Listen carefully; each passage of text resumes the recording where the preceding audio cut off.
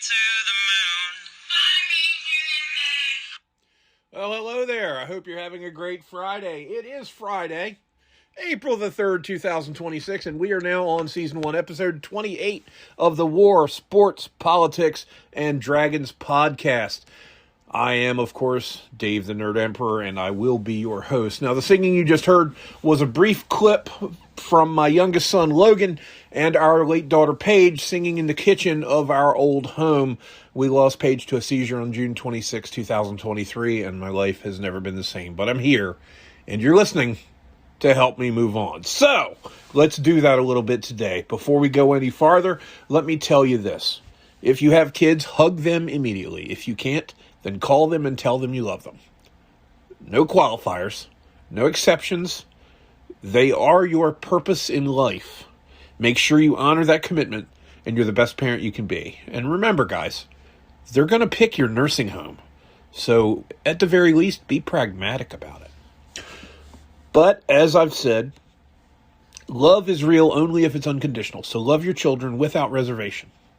Show them compassion and friendship and how to be kind and humble. Love is one of the few things that multiplies when it's shared. Moving on, let's get the standard announcements out of the way. As always, you can follow us not just on Spotify, where we began, but on Amazon, Audible, and iHeartRadio as well. Meanwhile, if you want to help us get better tech, you can donate through our Patreon page, which I'm about to mention, and you can also do it through Cash App and Venmo. Each handle there is the same on Cash App and Venmo. It's WSPD Pod for the War, Sports, Politics, and Dragons podcast. We have a Patreon page. It's patreon.com/WSPDragons, and you can join for as little as $3 a month to get premium content, as well as, there is a free membership available. We got a couple free members, but don't donate, subscribe, because like I said, that way you get something every month, every week, really, and beyond. So there's all kinds of special content coming out. We're going to be discussing some of it in the podcast today. The first 7 chapters of my first completed novel. Excuse me. Sorry. I don't remember eating that. Anyway, the first 7 chapters of my first completed novel, Love's Crucible, are on the website now. The first chapter is available for free. And as I said, for as little as $3, you can become a sponsor and read the rest as it comes out week by week. It's quite a ride, I'm telling you right now. I've just had somebody else contact me having read it, and they absolutely loved the story. It's set in the 90s. And it's about a guy who falls in love and about all the stuff that happens thereafter. And let me tell you, it's some stuff happens. So, again, I'd recommend you get on there, and sure would appreciate it. But anyway, thanks for listening. And since this is the War, Sports, Politics, and Dragons podcast, we will start, as we often do, with war.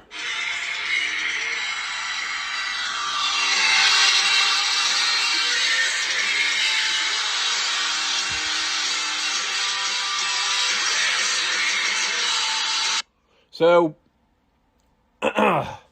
as the song goes, this means war, and it means war in Poland anyway, and I'm putting this under war because this is a war on my sweet tooth. Someone has stolen a truckload of Kit Kat candy bars to the tune of 12 tons worth of chocolate, and they haven't caught whoever did it, so that means they're still at large. And if they ate that much chocolate, they're getting larger. So hopefully the thieves, that's got to be more than one person job, because I could put away some chocolate, but 12 tons, whoo, that is a tall order. But speaking of putting stuff away, I was on the phone with my best friend this morning, and I don't want to tell this story, but I've got to. And I had to go to the bathroom really bad, and apparently last night I ate napalm. So, whoo, golly day. Who would have thought that nuggets and fries would go through you like that? And they weren't even fast food, but whatever.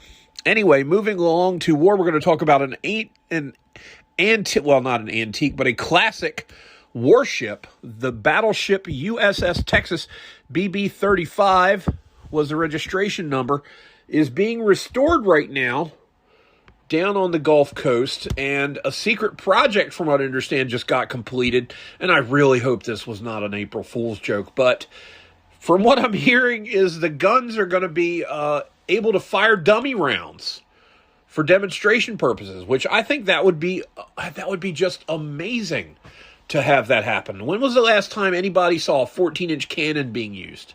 Okay, the Texas was commissioned just before America's entry into World War I. I want to say it was launched in 1912 actually is the year that sticks in my head, and it saw some duty guarding convoys and doing stuff like that in the Atlantic in World War I, and then it bombarded targets in World War II in a number. It was all over the place. It was in the European theater for several things, and then it went. So, well, let me go ahead and break it down for you. In November of 1942, when Allied forces landed in North Africa to fight against the Germans, the Operation Torch, that was called. Excuse me. Excuse me. I'm sorry. Anyway, they bombarded targets on the French-Moroccan coast. Now, American Allied amphibious assault doctrine was still being formulated when we made those landings for Operation Torch in 1942 in Morocco and Algeria. And so there were no pre-assigned targets for the Texas that day, but they did get fire missions called in from the shore, from shore parties, to hit targets around Port Lyautey. I don't know how to pronounce that. It's Lyautey, and it's French Morocco. God only knows how badly I've mangled it, so apologies. But then, during the D-Day invasion, Operation Overlord, June 6, 1944, in northern France, the Texas bombarded, I believe it was the western section of Omaha Beach.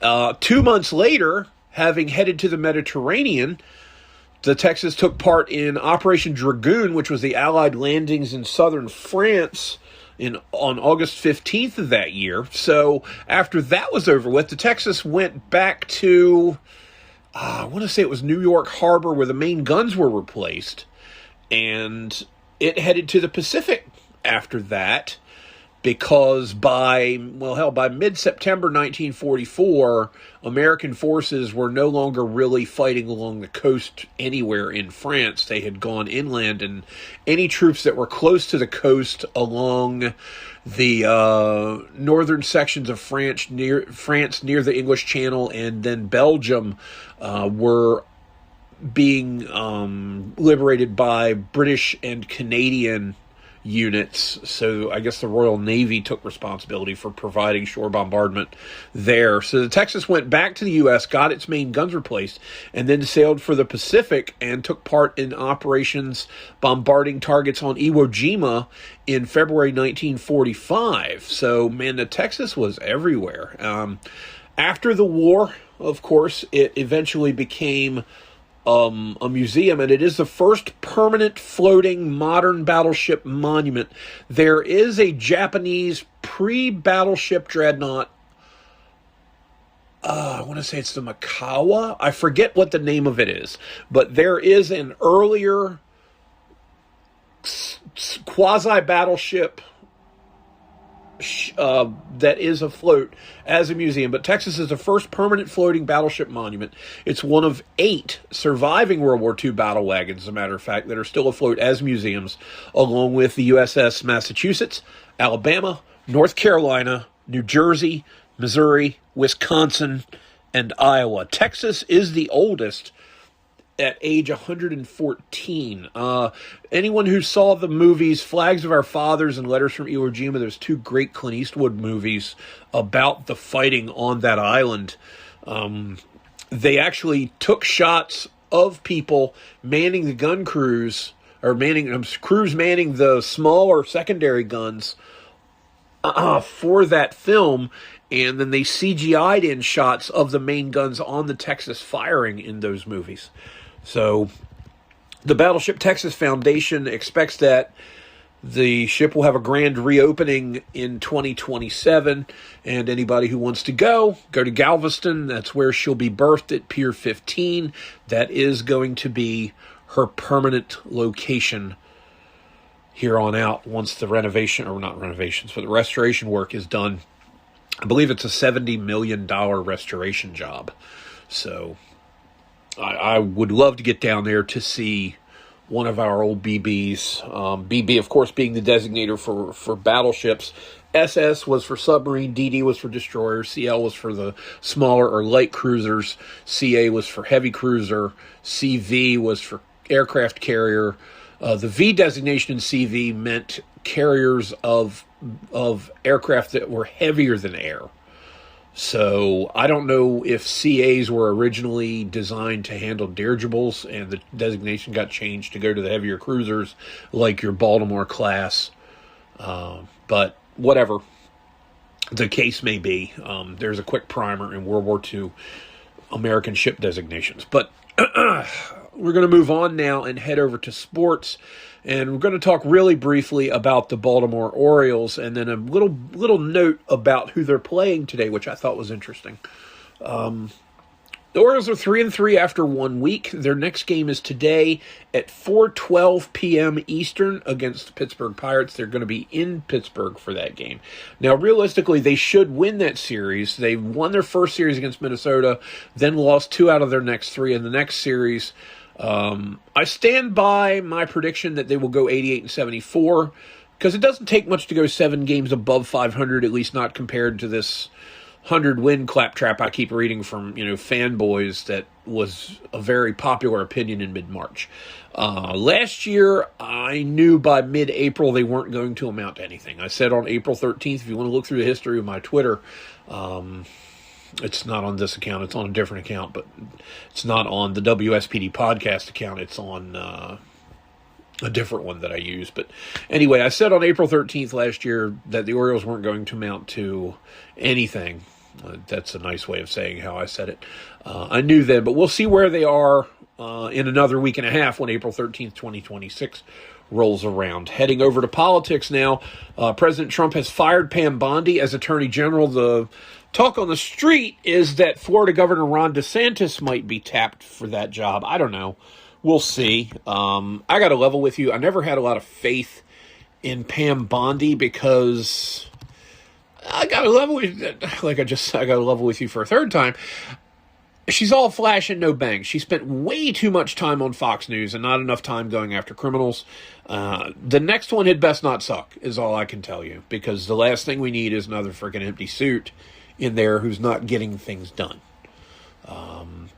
To be honest, where she lost me was the whole thing about we've got all the Epstein files in a binder, and then they did a photo op of a bunch of people from the Justice Department having binders, and then suddenly they're like, no, there are no binders.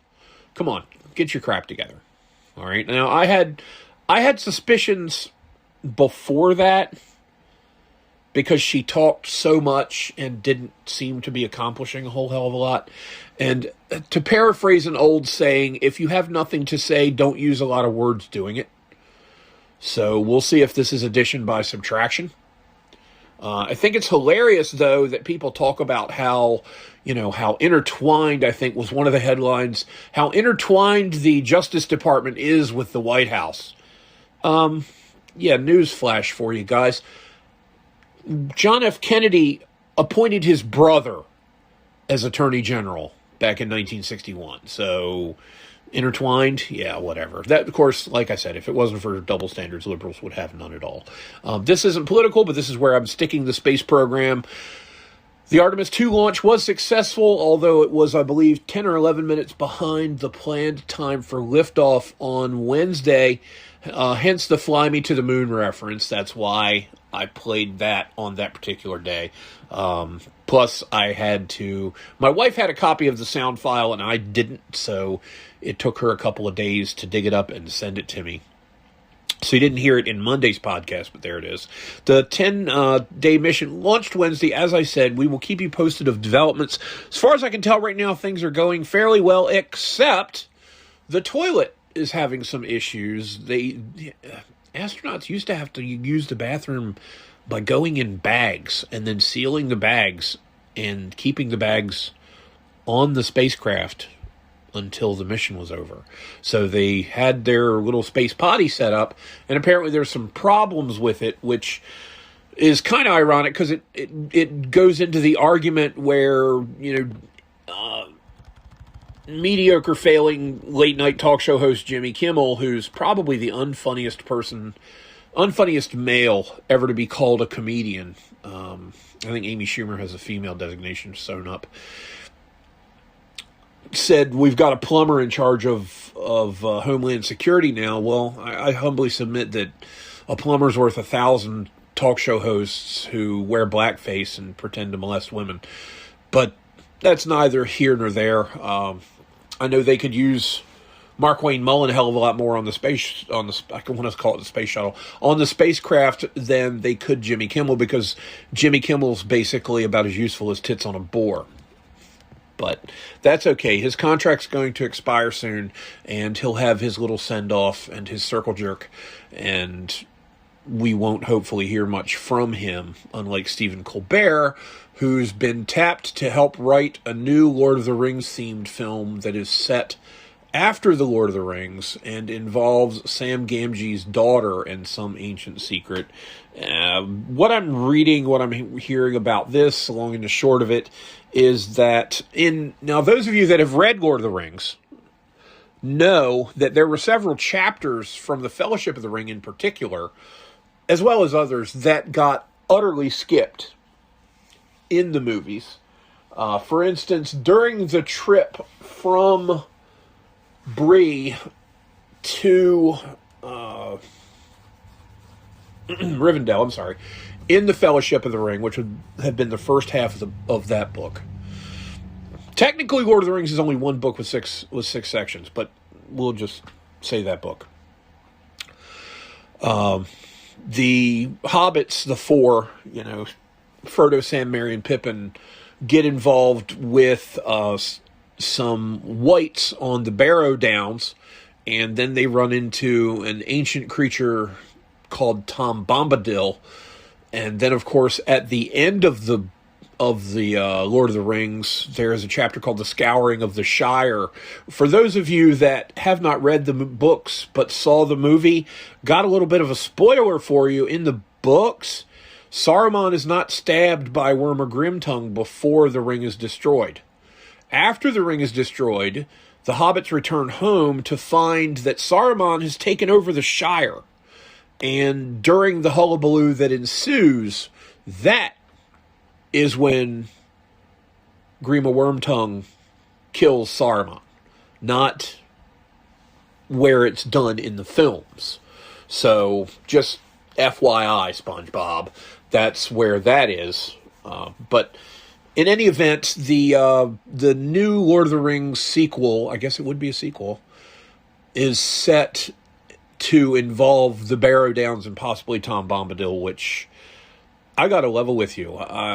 I kind of understood the symbolism. I got the point that Tolkien was trying to make, that there were still creatures, because basically, at one point, when they're in the house of Tom Bombadil, which I think is actually the name of one of the chapters, Frodo gives the ring to Tom Bombadil, and Bombadil basically treats it like a toy.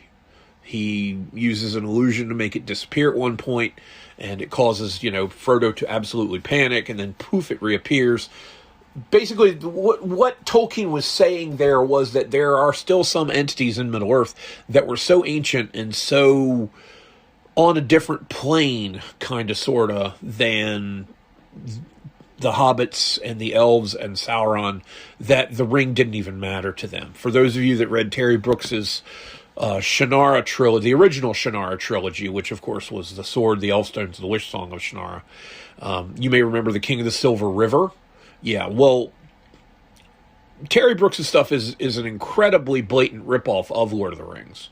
At least The Sword of Shannara is. And The King of the Silver River basically is his version of Tom Bombadil.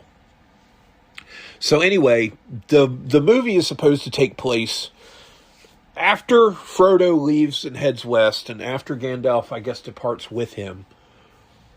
And it's all about Samwise and, I think, Merry and Pippin doing some investigative work and finding something going on, and it's got to involve the Barrow Downs and Tom Bombadil, and Stephen Colbert, who is supposedly a Lord of the Rings superfan, but you know what? I'm as much a Lord of the Rings superfan as him. I've probably read it more than him. I probably understand the lore better than him. But he's Stephen Colbert. And, you know, I ran into something vaguely. It's basically the halo effect is the psychological term for it.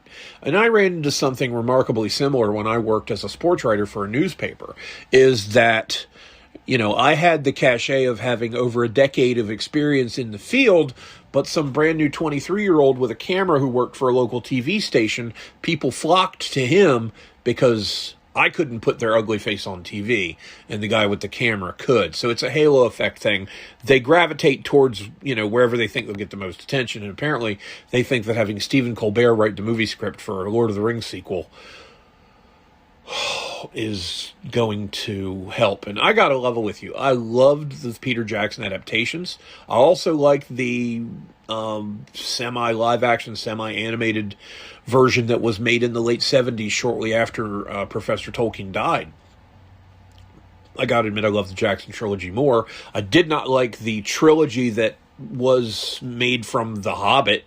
The Hobbit's not that long a book, and the fact that they milked it for 3 films of length roughly equal to The Lord of the Rings is a shameless money grab, and the quality of those films to me is markedly below that of The Lord of the Rings, but that's neither here nor there. Anyway, Stephen Colbert is apparently going to be doing that, so that's where we stand on that. So anyway, this all started with me talking about Artemis 2. So Artemis 2 is in they're wrapping up their second 24-hour period. So they're about to enter their 3rd day in space, and I wish them all the luck in the world. And I know that America and Canada in particular are pulling for them since there is a Canadian astronaut on board. So hope things go well. I hope they figure out what's going on with the crapper. Nothing like having to take a space poo and having problems with the space toilet. So hopefully they'll get that worked out.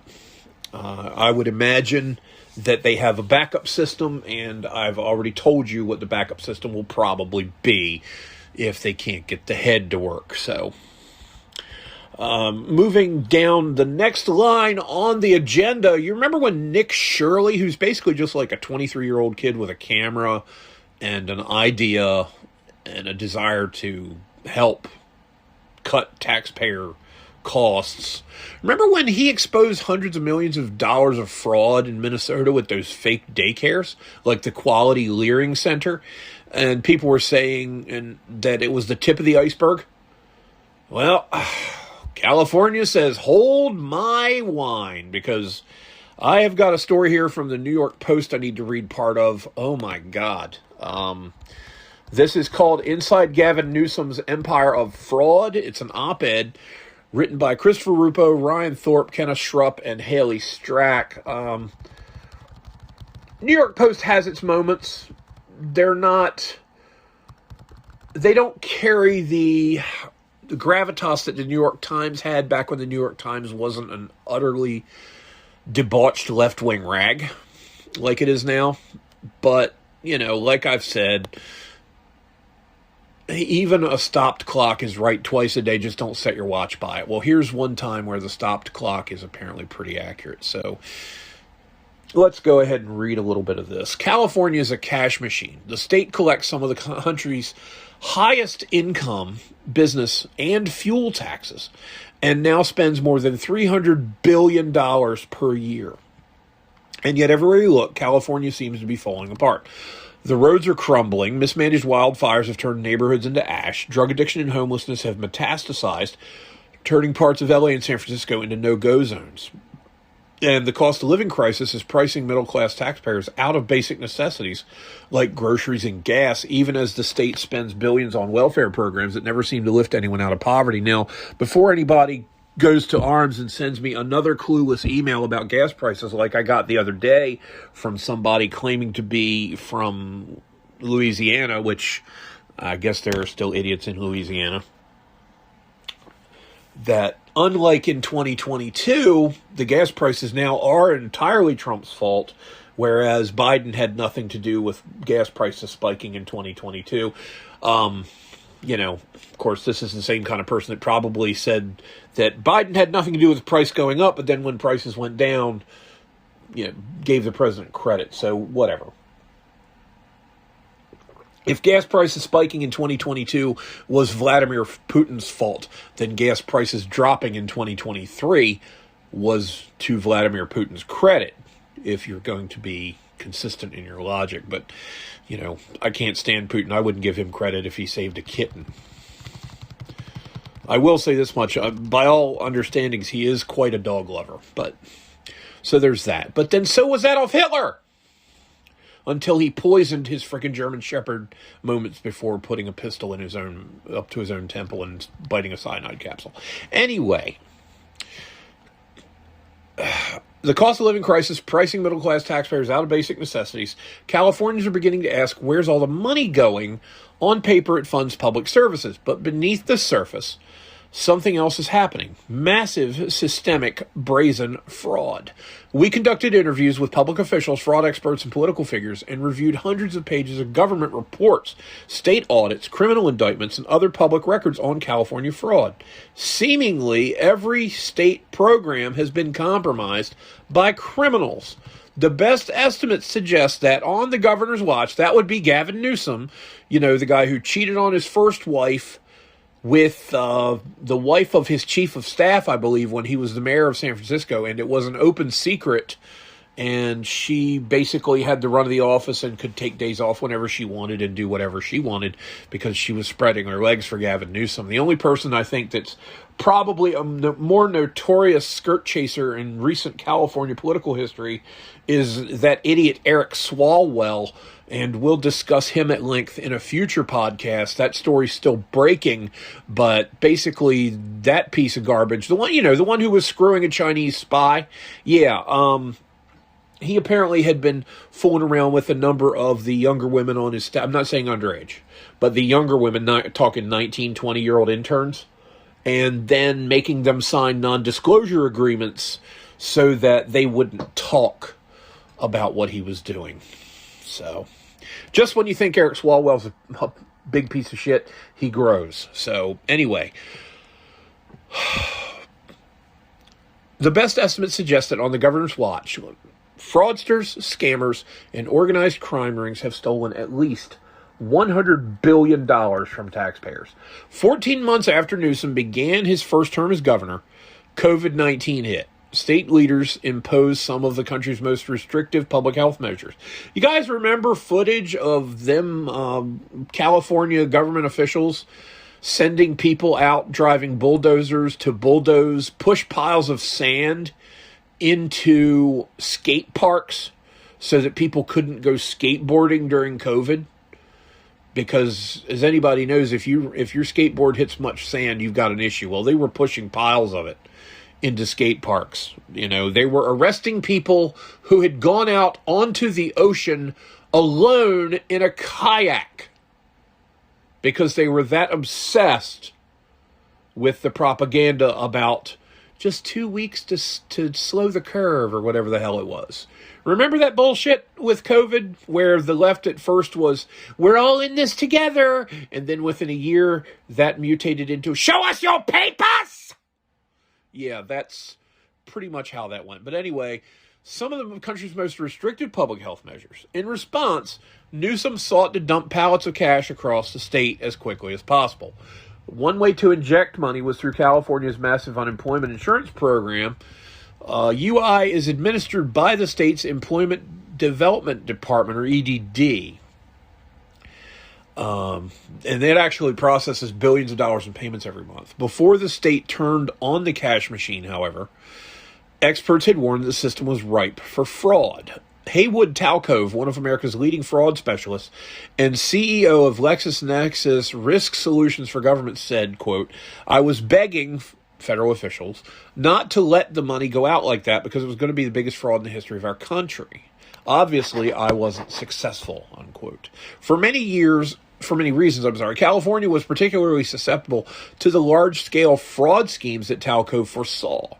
They literally suspended all of the rules for the unemployment program, Talcove said. That made it possible for anyone to get that benefit, even if they weren't entitled to it. It was very intentional. They knew what they were doing, but it caught up to them because it got just got so out of control. Now, real quick economics lesson. There's a theory in economics called, let me see if I can pronounce this first surname properly, Cloward-Piven. Cloward-Piven economic strategy, in a nutshell, is basically a plan by which elected officials so overburden a government with expenses from entitlement programs that it essentially collapses the economy and paves the way for socialist government to take over. And that's pretty much what Democrats practice. Is their solution for everything now is let's take more money from the people who own businesses and produce and give it to people who don't, and let's keep running up debt. I point you to $38 trillion of operating debt on the federal level, and it's pretty bad at the state and county and even municipal levels as well. I point you to New York City, which is being run by somebody who's so fiscally irresponsible that their drunken sailors looking at the guy going, damn, man, slow down. But in any event, Talcove talks about the fraud and how the rules for unemployment insurance were suspended. The scams began almost immediately with criminals from around the world reportedly siphoning cash from the program. In one case, a Romanian-led fraud ring orchestrated a $5 million unemployment scheme. Many of the fraudsters wired the stolen funds to Romania. And the thing about it is, what I'm reading from this, from other stuff I was looking at, is that it seems like the largest portion of the fraud was money that ended up getting sent overseas. So it's not really going to be easy at all to get it back. So it's not just gone, it's gone forever. There is no recouping these funds. So the taxpayers are stuck with the deficits that have come from, I mean, my God, me saying a Democrat's bad with money is like saying a drunken sailor's bad with money. It's kind of stating the obvious, you know. But, yeah, around September 20th, Fontrell Antonio Baines, a rapper from Memphis known as Nuke Bizzle, released a music video on YouTube entitled EDD. In the song, he bragged about ripping off California's unemployment insurance program. Go to the bank with a stack of these, he said, holding up EOD envelopes. Another rapper can be heard saying, you gotta sell cocaine, I just file a claim. All told, Baines obtained more than $700,000 in stolen funds using preloaded EDD debit cards. He pled guilty to federal charges. California's prison population apparently got in on the action, too. Okay? The EDD allegedly paid out hundreds of millions of dollars in fraudulent unemployment claims in the names of prisoners, including at least 133 people on death row. Now, this is just the unemployment section of this. Remarkably, EDD not only failed regularly to cross-reference its unemployment payouts with a list of state prisoners, but it also had just 2 bureaucrats assigned manually to inspect reports of suspected fraud. State officials eventually admitted to having paid out approximately $20 billion in fraudulent claims during the pandemic. So that is equal to the first 3 weeks of the Third Gulf War. So that would have covered up until March the 20th. Just the amount of money that Gavin Newsom allowed to be pissed away in unemployment fraud during the early COVID panic. I don't call it the pandemic, I call it the panic. I'm only 3 letters off from using the same word. Yes, it was technically a pandemic. And yes, hundreds of thousands of people died. But no, it was not the end-all be-all of viral influenza. Okay, I can tell you right now that I'm reading The Great Influenza, a book about the so-called Spanish flu epidemic at the end of World War I. And yeah, COVID didn't have anything on that. It was called the Spanish flu, by the way, because during World War I, Spain was neutral and thus did not have censorship of their press like countries such as France, Germany, and America had. So when there was reports of massive outbreaks of illness, Spanish newspapers reported it. And because it was being reported so widely from Spain, it became known as the Spanish flu. The book I'm reading postulates that the flu outbreak actually originated in Kansas at an army encampment. So, yeah. Anyway, state officials eventually admitted to having paid out approximately $20 billion in fraudulent claims, as I said, and to making an estimated $55 billion in improper payments. Now, I don't want to get into the semantics on what constitutes a proper and improper payment because I just don't want to get that far afield. It's bad enough that I go off on my tangents every 90 seconds. But, so that's $75 billion down a rat hole. Talcove claims these figures don't even tell the full story. Quote, in California, at one point, you had more people applying for unemployment insurance benefits than you had people over the age of 18. Okay? While Newsom has conceded that bad actors took advantage of the program, he also defended his government's record, saying they took swift action as soon as the alleged prison scheme surfaced. The EDD, for its part, has a website documenting its anti-fraud efforts, but any suggestion California has fraud under wraps is contradicted by findings from its nonpartisan state auditor.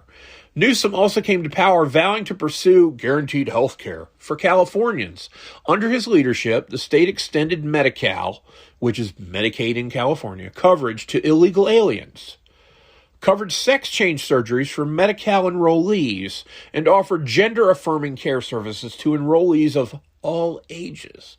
Total budgeted Medi-Cal spending, which includes federal, state, and local, has more than doubled on his watch, rising from $93 billion the year before he took office to $196.7 in the current annual budget. During the same period, California's resident population declined by 0.2%. Now, I will put as a side note to this that every state's total Medicaid spending has gone up in the last several years, but I don't think you're going to find many states that had it double in just a few short years, because California is full of fraud. Of course, there are other states too. Don't get me started on Ohio. We're going to hear about that down the road. Anyway, that same year, a Sacramento grand jury reported on the country's IHSS program that fraud was reported to be rampant and out of control. Yet, even in light of these worries, Newsom has dramatically increased funding for IHSS. According to recent estimates, taxpayers are funding nearly 800,000 providers who offer caregiving, cooking, shopping, cleaning, and laundry services to elderly and disabled people. Oh, yeah, there's not going to be any fraud there, Of course not. Quality Learning Center. In about 70% of cases, providers and recipients are family members. According to co-authors Schrupp's reporting, the IHSS program is responsible for 41% of all so-called job gains during the Newsom administration. So 2 out of every 5 new jobs, basically, that have been gained since Gavin Newsom was sworn in could well be considered Medicaid fraud. Yeah, this guy's presidential material. Okay, sure. I wouldn't let him be president of a PTA. According to sworn testimony summarized in the Sacramento report, IHSS participants have falsely represented recipients' needs, misrepresented hours worked time cards, even secured payment after a recipient has died. The system operates largely on trust, with providers working in the privacy of the recipient's home. The state's IHSS protocols explicitly prohibit random unannounced home visits, which would be the best tool to uncover any potential rackets, obviously. Nothing like a surprise inspection to keep you on your toes. Even I was only in the Army for 50 days, but even I learned that. Beginning in 2024, federal officials announced multiple prosecutions for IHSS fraud. In one case, prosecutors alleged that Cindy Lynn Fromm, no relation to Squeaky, hopefully, claimed to have provided services for more than a year while the recipient was incarcerated. In others, prosecutor says IHSS caregivers falsified timesheets and claimed to have provided services while beneficiaries were in hospitals, care homes, other facilities, or dead. The other major target for fraudsters is California's expansive welfare state. The state is famously home to enormous wealth, but also to living in poverty, millions of people living in poverty. As of 2024, there were more than 180,000 homeless in California, which of course leads the nation. By the way, back in 2014, I believe it was, if you want to Google this, feel free, the San Diego Union Tribune, which isn't exactly a right-wing publication, pointed out that approximately 34% of federal welfare recipients live in California, which comprises about California is about 13% of the U.S.'s population. So about 1 out of every 8 people that lives in America, we won't say that is an American because there are now many illegals there are, 1 out of 8 people in America live in California, but a full third, so 13% versus 34%, the welfare rate is 3 times as high as the statistical average. So when people say, well, red states get all the welfare and blue states spend all the money, well, yeah, okay. Responding to these realities, Newsom has unleashed a wave of spending on welfare initiatives. He's overseen much of a $24 billion state spend on homelessness projects, roughly doubled food stamp benefits during the pandemic, and has maintained high levels of cash assistance since. Just like unemployment insurance and Medi-Cal, though, these programs proved easy targets for swindlers. Go figure. The homelessness spending, for example, was a massive transfer of funds into a complicated web of nonprofits and other contractors with surprisingly little oversight. Unsurprisingly, fraud cases followed. Well, go figure. Responding to these realities, Newsom has, like I said, I made a cut and paste error there. Cody Holmes served as chief financial officer of Shangri-La Industries, an LA-based affordable housing developer. His company reportedly received $26 million from the state to develop properties under a program aimed at housing the homeless. Prosecutors allege that Holmes, who pled not guilty, embezzled roughly $2.2 million to pay for exotic cars and monthly rent for a 6,500 square foot mansion. In addition, wow, he ought to work for Black Lives Matter because that's about the caliber of crap they've been doing. BLM, buy large mansions. BLM, burn, loot, murder. In addition, a 2024 report from California State Auditor highlighted the government's limited data on homelessness programs. For 3 of the 5 initiatives the auditor examined, it was unable to fully assess their success because of a lack of outcome data. So they're throwing money at these nonprofits, and there's no accountability at all. There's no paper trail, basically. There's no reporting on whether or not it's actually doing anything. So, again, the door is wide open for fraud because you don't have to show your results. You know, this reminds me of a story from early in the Civil War when someone sold boots to the Union Army and the soles fell off the boots after just a few miles of marching. And when the person who provided the boots was asked what happened with them, he said, "Oh, those boots are made for the cavalry." No accountability at all.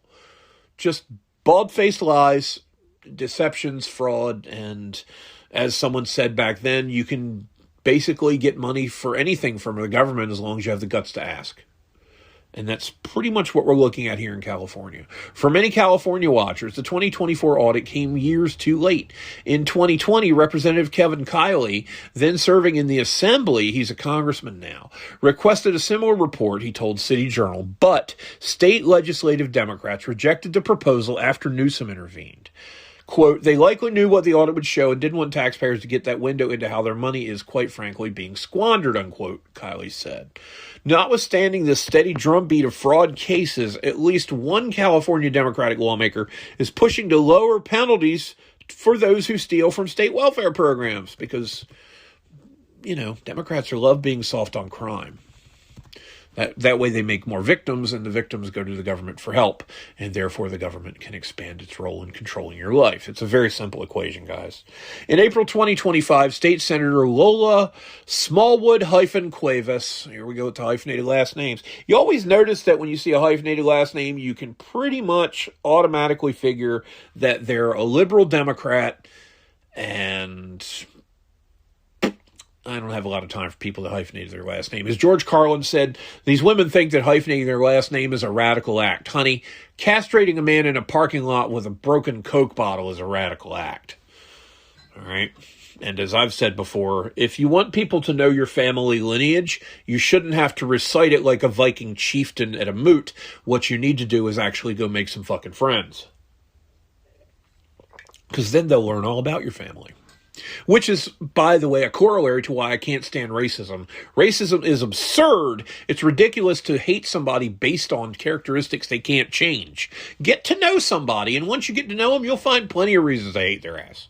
So, keep it to an individual level, please. All right? Anyway, Lola sponsored a bill that would raise the threshold for felony welfare fraud from $950 to $25,000. So you could basically get $1,500 a month in welfare for 1 year and 4 months, and you would still be under the threshold for fraud. You could get $2,000 a month for a full year and be under the threshold for fraud, according to her bill. The measure would also make it more difficult to charge perjury based on misstatements to county welfare departments. Republican State Assemblyman Carl DeMaio has said that if the bill becomes law, it will effectively legalize welfare fraud in Florida. California. Sorry, I'm thinking about something else while I'm reading this. Anyway, federal prosecutors are stepping up enforcement. Last year, Bill Asaley, first assistant U.S. attorney for the Central District of California, I believe there are 3 districts in California. A lot of states have 2. Announced the creation of a federal task force to combat fraud and corruption in the state's homelessness programs.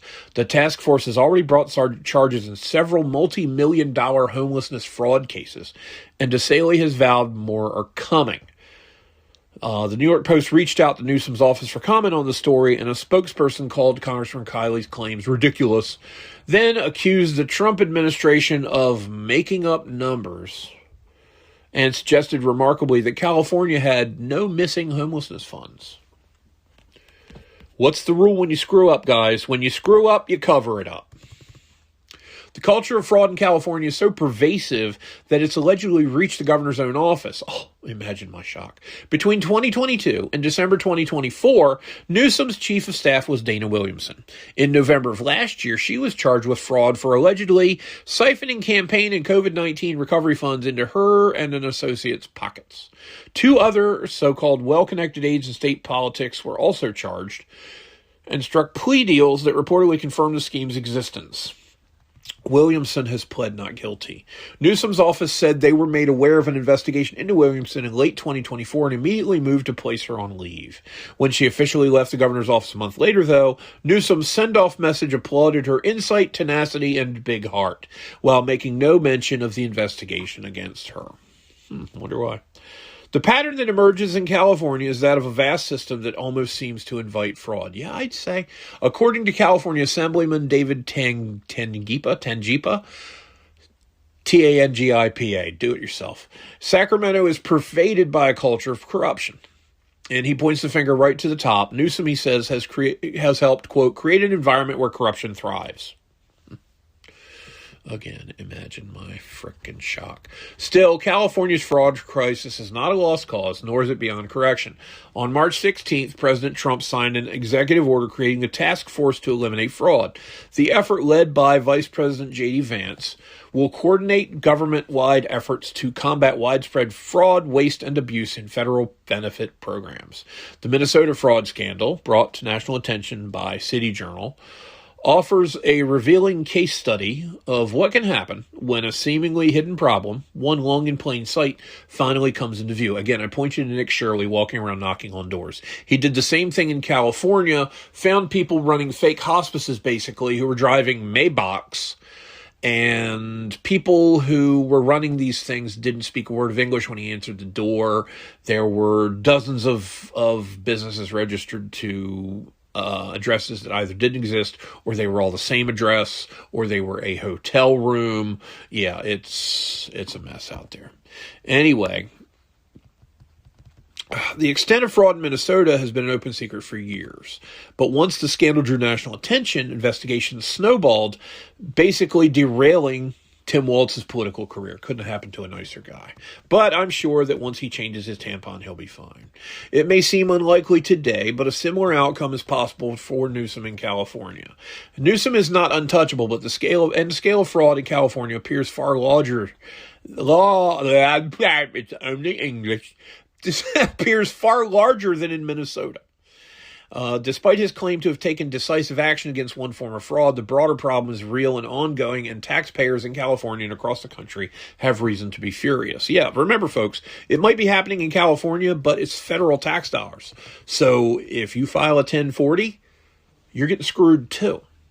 Newsom will no doubt rely on charisma and partisan appeal to downplay the extent of these abuses. And I got to level with you. Gavin Newsom strikes me as one of the slimiest fuckers God ever put feet under. Okay?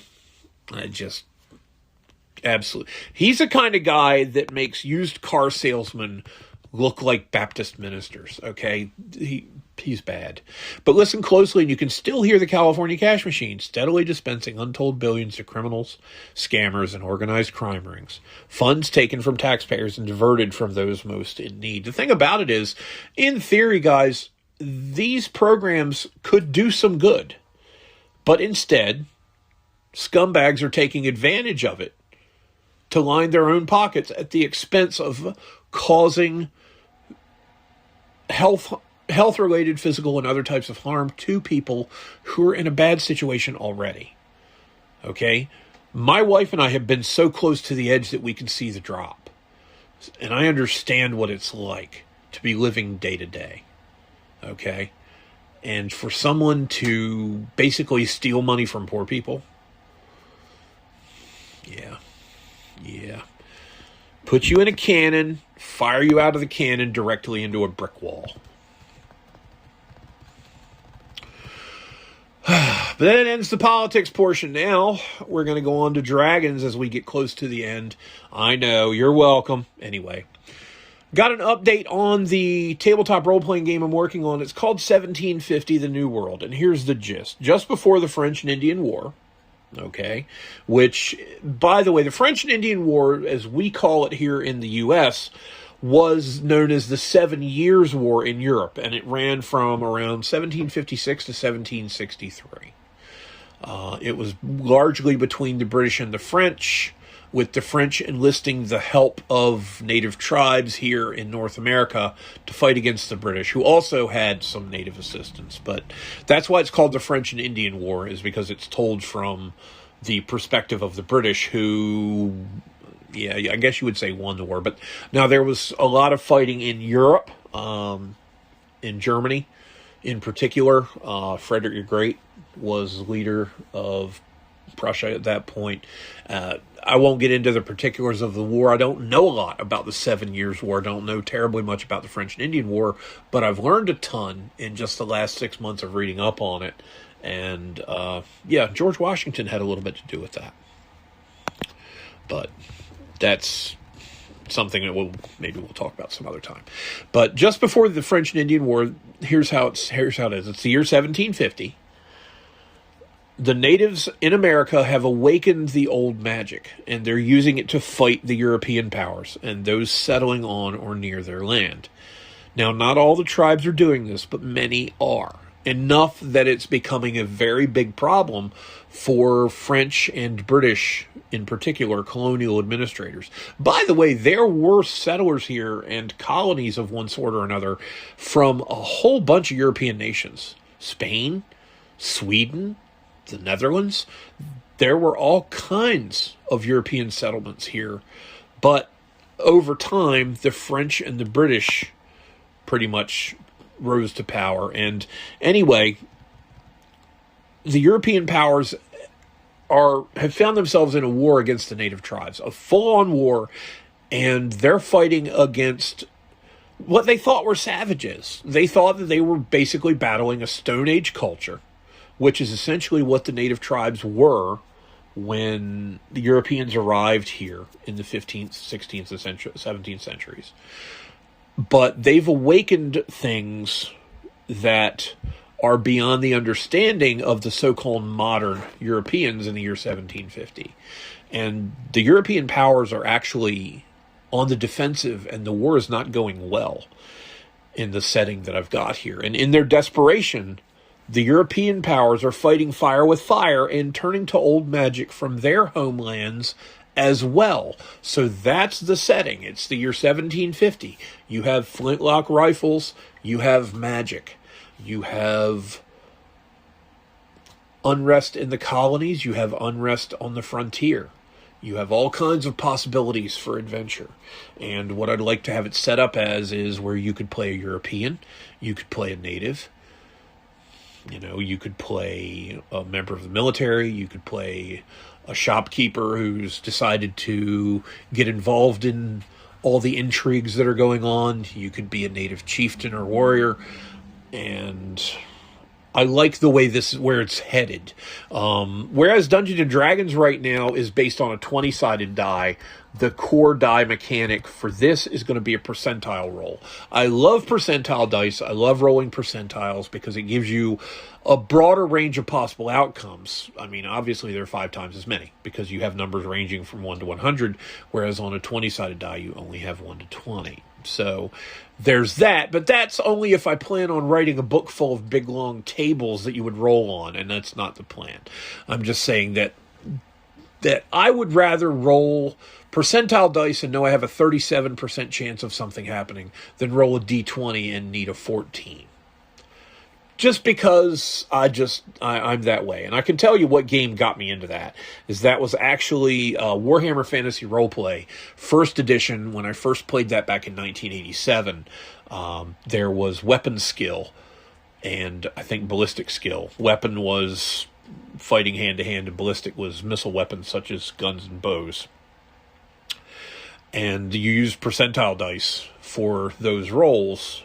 And depending on which class you took, you would gain, there were other attributes to your character, obviously. You had, your toughness, which absorbed damage when you were hit, your wounds, which was basically your hit points, and, all types of other skills. Well, right now, it looks like I'm settling on, I think it was 8 different core character attributes. In Dungeons & Dragons, there are 6. In this, there are 8. I've tweaked things a little bit, and so far it's looking good. I really enjoy this, and I think it's going to turn out well. I've just got to be able to spend the time to do it. Real quick, we're going to go into my fantasy role-playing world of Trinith and give you an inside look at the nation of Anzor, which is the Horse King's realm, as it's called. So let me go ahead and open that file real quick. The World of Trinith is, of course, the fantasy world I created back in 1996 during the heady days of 2nd edition. Then it was called Advanced Dungeons & Dragons. Now it's just called Dungeons & Dragons. They got rid of the advanced versus non-advanced designators back in 2000 when 3rd edition D&D came out. They basically combined the two. And it's only been known as Dungeons & Dragons since. So anyway, the realm of Anzor in 1302 by Imperial Reckoning is led by Lord William Gerhardt, Dominion holder of Anzor.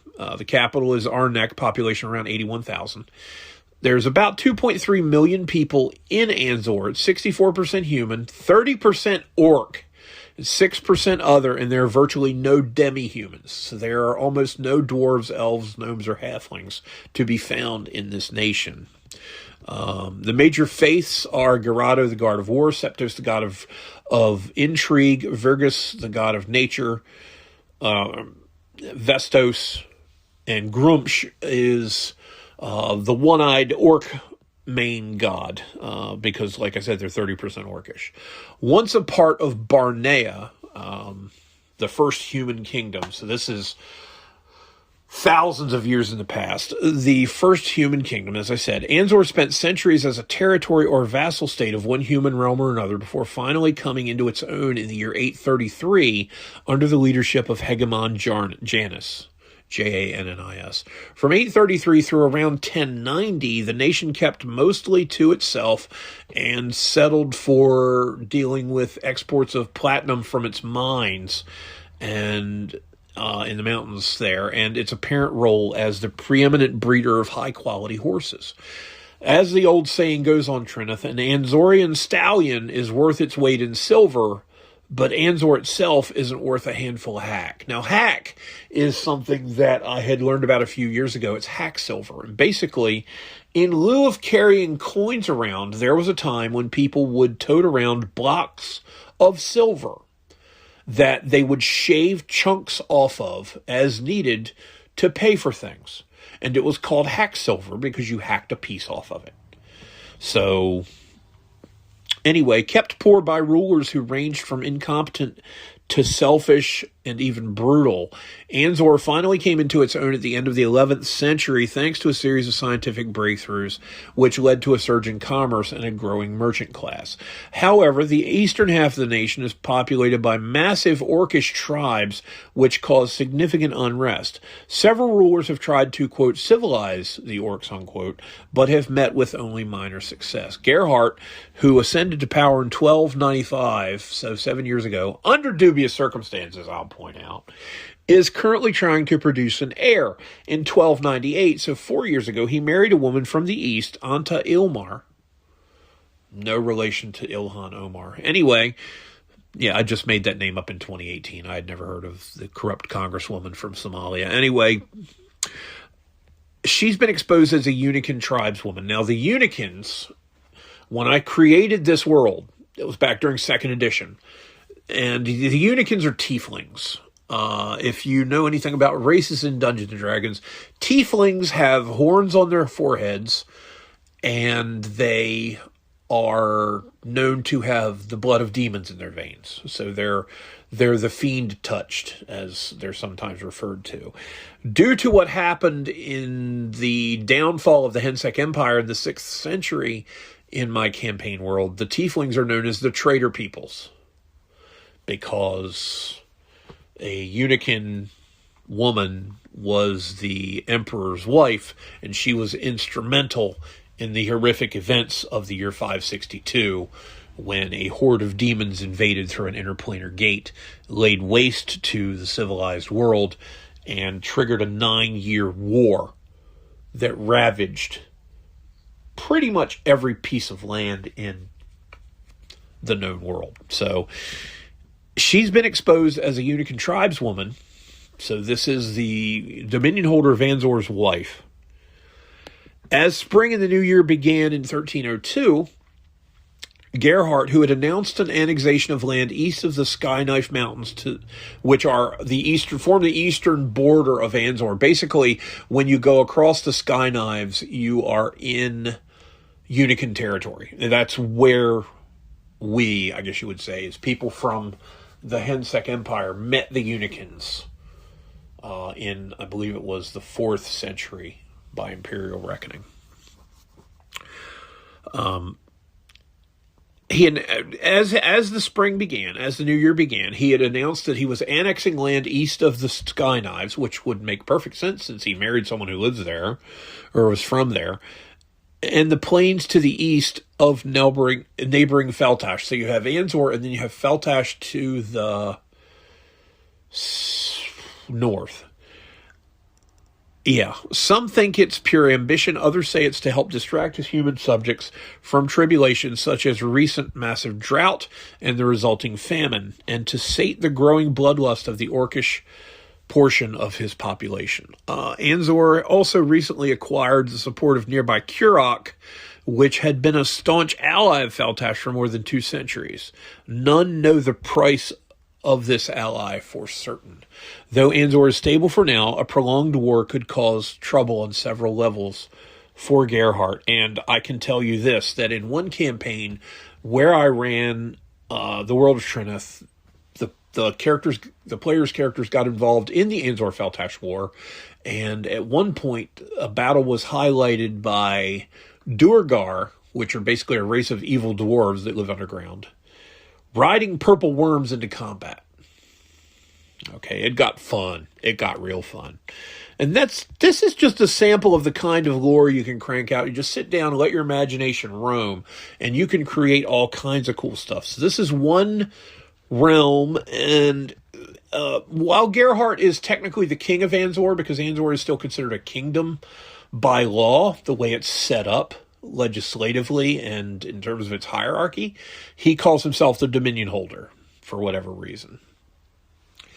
So that's just one of the 20 or so nations. Alphabetically going down the list, you have Aquinas, the Archclericy of Aquinas, I should say, the Commonwealth of Barnil, the Republic of Balaran, the Coastal Confederacy, the County of Currach, the Espanide peoples, the Realm of Feltash, the Grultan Hegemony, the Hensek Empire, which is a ruined empire, and it doesn't exist as a sovereign state anymore, the Kephite lands, the Republic of Marspeth, the Kingdom of Mastagir, the Kingdom of Olmeron, Udman, the Realm of the Elves, the Orcish domains, South Province, and then you have the Tilmek Dominion, which is an area sandwiched between northern Olmeron and the ruins of the Hensek Empire to the north of a massive mountain range there. Now, the area in Trinith that is mapped, some call it the known world. I refer to it actually more often as the explored territories. South Province, for instance. Let me read you this. Let me go ahead and give you this little snippet, and then we're going to wrap things up. South Province, its ruler is unknown, its capital is unknown, the population is unknown, its resources are unknown, its major faith, except for Mascos, the god of travel, most of the other gods are not really known who they worship. Basically, just before the Great Gate was opened and the ensuing Great Invasion took place in 562, South Province was annexed. But then in 590, 20 years or so after the Gate War ended, a massive tectonic upheaval, basically an earthquake that destroyed mountain ranges, created and erased lakes, and buried forests and shoved new hills up where there were none. It was huge. It basically pushed up a new mountain range thousands of feet high almost overnight, and it blocked land access to South Province, effectively cutting things off. Now, granted, there was still magical travel available, but it became so rare in the ensuing years that pretty much South Province became isolated. And contact is just recently being established. Only those who could magically teleport or fly could make their way there. And for whatever reason, few of those who ventured there by those methods returned to tell of what happened.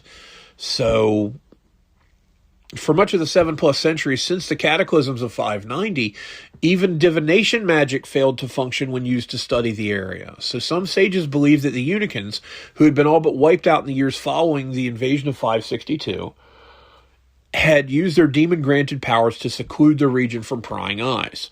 Only when the now famous Wren Party of 1298 found its way up the drop, as it's called, and began regularly reporting back to its sponsors in Marspeth, did anyone in the explored territories gain even a peek into what had transpired since the cataclysms.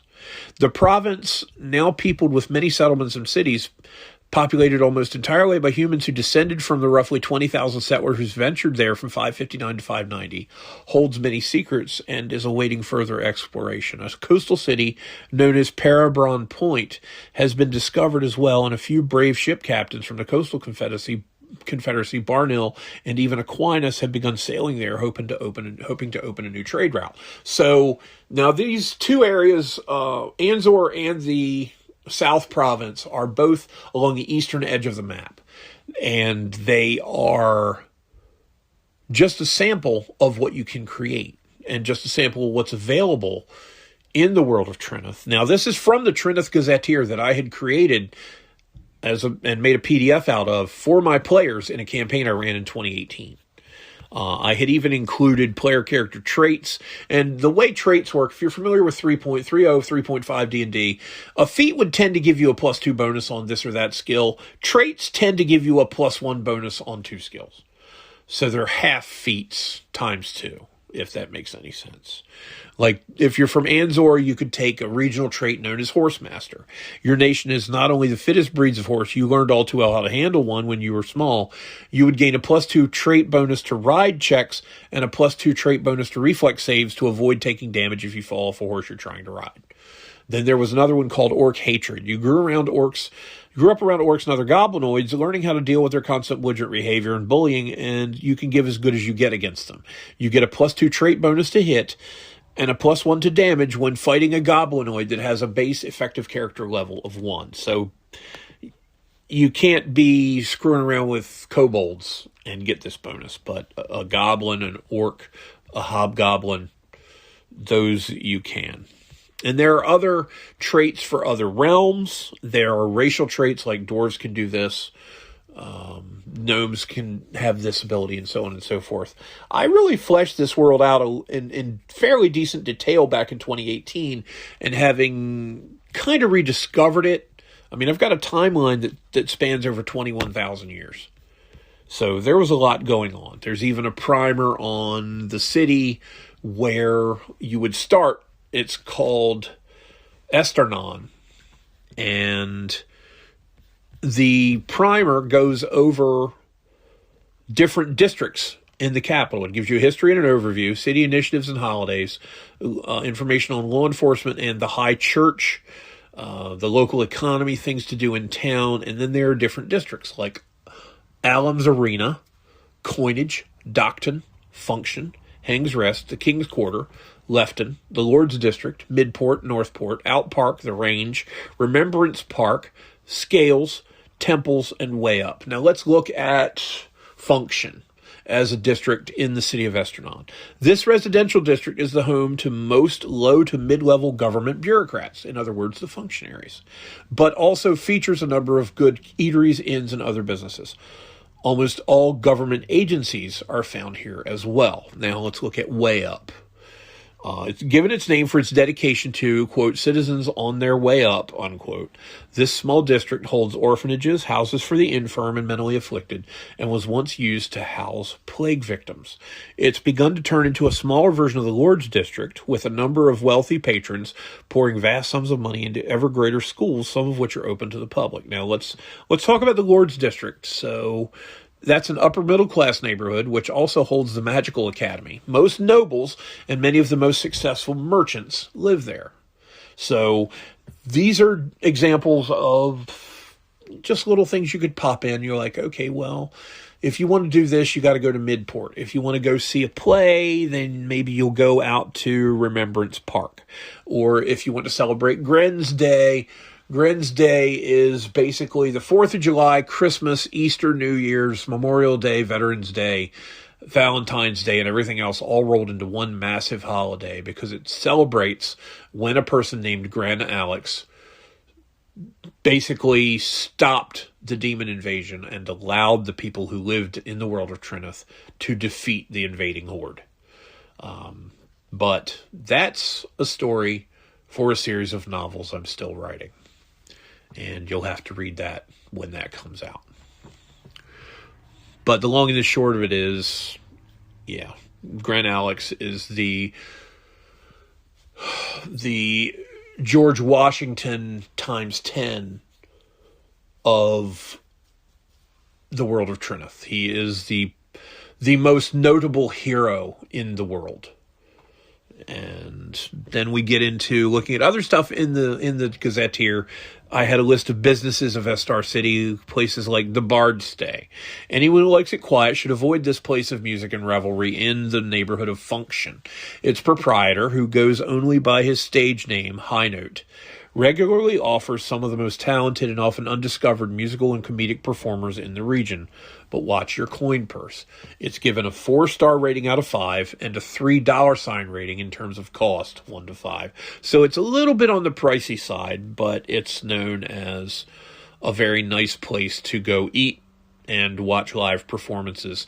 And what that is that's for characters who are playing bards, for instance, to go to basically audition to find a wealthy patron to support them. So just let your imagination run. Then we have, let's go with Thomas Cobbler. Once a supplier of boots and other footwear to the Old Marie's Armed Forces, this underappreciated, high-quality shoemaker shop, run by a man bearing a very fitting surname, Cobbler, sits in a quiet cul-de-sac in the neighborhood of Way Up.